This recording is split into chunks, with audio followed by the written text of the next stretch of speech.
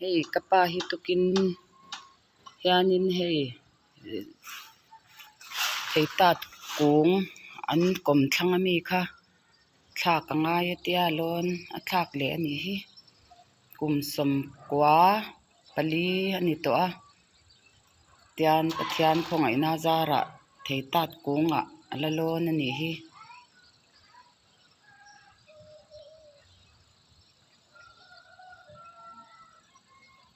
thla lo la ro u atia hi kan han la ni hi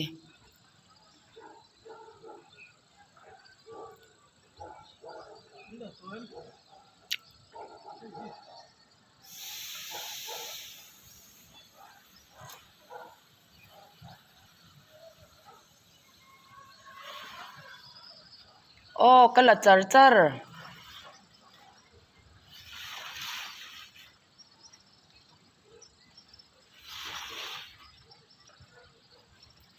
phim khurla